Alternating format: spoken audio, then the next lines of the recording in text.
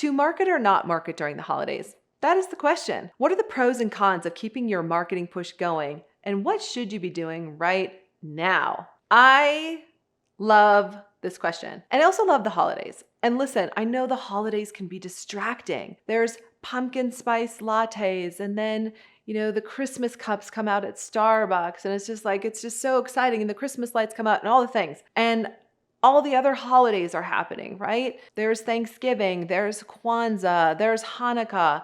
Everybody is celebrating. So there's so many distractions. And for a lot of us as business owners and sales professionals, it's easy to think nothing's happening, right? I mean, the retailers are out there pushing hard. We have lots of sales happening between now and the holiday season. But what about the rest of us? And I think, as we roll into the rest, the end of a year, it can feel like it's time to kind of put your feet up and sit back and relax a little bit. But let me tell you, that is not what you want to be doing right now. In fact, this is the time when you want to be pushing harder than ever and having your marketing as many places as you can, especially if you haven't reached your sales goal for the year yet. So I would start there. I would look at where am I according to our revenue goal? Are we on track? Do we, need X amount of sales between now and the end of the year? What's the best way to get there? Or for some of you, maybe you've already hit your sales goal. Maybe you're about to exceed your sales goal. And then I would ask, how far could we exceed it? And what can we do right now to build a powerful Q1 for next year? Having said all of that, I want you to look at what you can do right now to put everything you have into your marketing. And even think about where have you pulled back?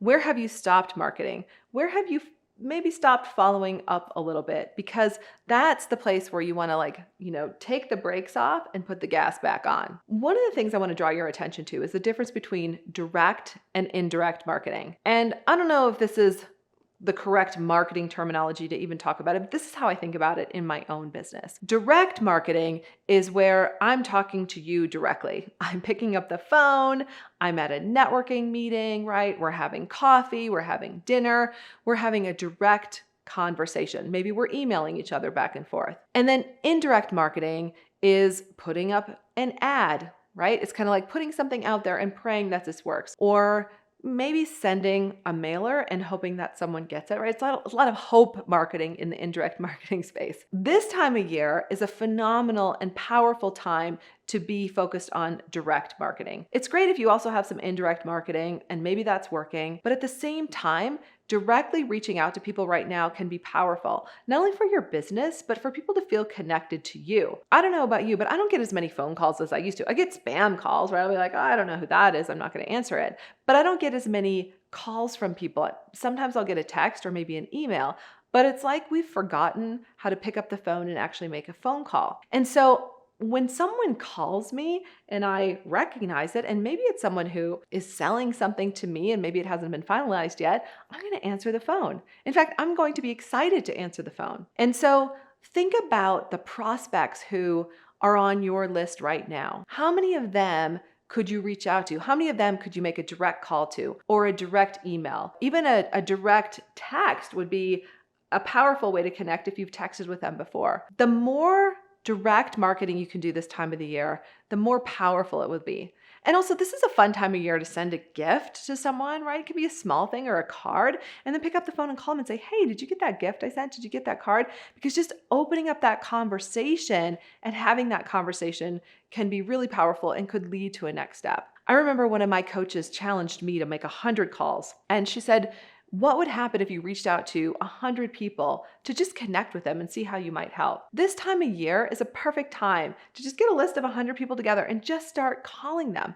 Make that direct connection to see what happens. Also, remember that businesses have a lot of money that they need or want to spend, whether they are an individual or a corporation, and they need to spend this money before the end of the year. When I was in corporate America, as a sales professional, this was the time of year when we called and asked all of our friends at corporations, how many training dollars they still had left to spend with us. They had a lot, and they were so happy that we called them because they had money to spend.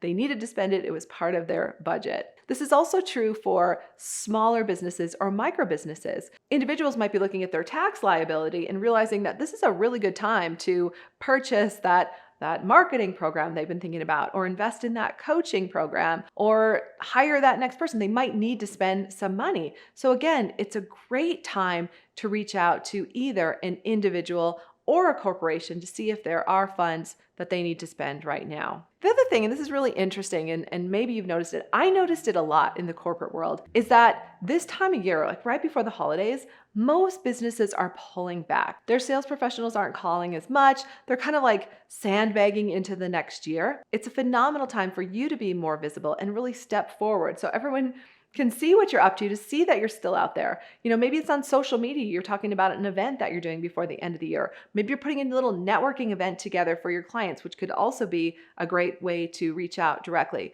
It could be a lot of things. What I invite you to do is notice how powerful it could be for you to be extra visible this time of year and to stay out front. Finally, think about how powerful of an opportunity it is right now for you to be thinking about next year. So maybe all the direct reach outs don't turn into sales for this year, but you know what? If you are super focused for the next 60, 90 days as this year ends, and you are creating lots of new marketing and prospecting opportunities, that momentum is going to roll into Q1. And I guarantee if you do that, you're going to have an incredible Q1, and you're going to set yourself up for a phenomenal next year. So I can't say enough about the power of just being out there right now, making as much contact as you can, selling as much as you can before the end of the year. Thanks for hanging out, because I have a pro tip I want to share with you. And for those of you who have stayed on, I want to share it from my own experience. And